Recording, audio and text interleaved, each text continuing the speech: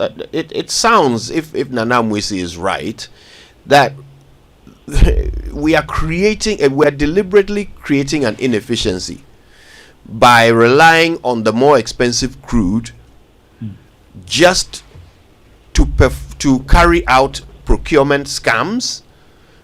Is that really what we're saying? Because $20 million just so that WAPCO can reliably transmit our gas and we can have cheap fuel seems a very small price to pay, but we've not paid it. Do you agree that this is all deliberate just so that somebody can import crude and make money on it? I mean, the political settlement issues around the energy sector is quite deep, and sometimes you struggle to make sense of a lot of things that happen in the value chain. I mean, if you take WAPCO, for example, their bill perhaps will be one of the cheapest in the sector. I mean, the smallest in the sector, I should say. Yeah. Because it's about 3 million a month. So how does that even compare to 20 million without paying? So it essentially tells you that you are doing backwards about 6-7 months without paying them. All right. And the incentive to pay is always not there. So anybody can question why you're not doing that and rather procuring like crude oil for generation. All right. You don't need to have any crystal ball to look into it to suspect something is amiss in there. Beyond that, also, we don't pay on time. We don't pay the gas suppliers.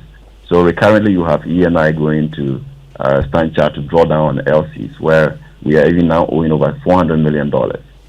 Beyond what the IPPs are talking about. How much? That much. Over $400 million have been drawn down on our LCs by ENI.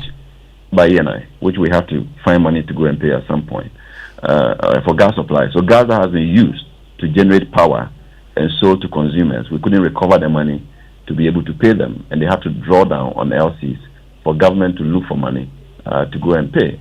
Ghana Gas, I don't know what is going on in there. There are too many shutdowns for a gas processing plant, and something has to be done about it. We need to look into why that persistent shutdowns and valves and compressor issues at the plant. Now, car power cannot even generate because they don't have enough gas coming in.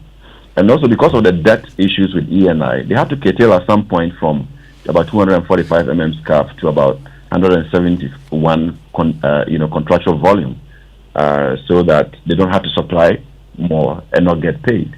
That has been resolved somewhat to bring them back to the optimal production. But they are still racking up the debt, in that space. So fuel security has become a big issue because of the inefficiency of procurement and also the non-payment liquidity challenges in the sector.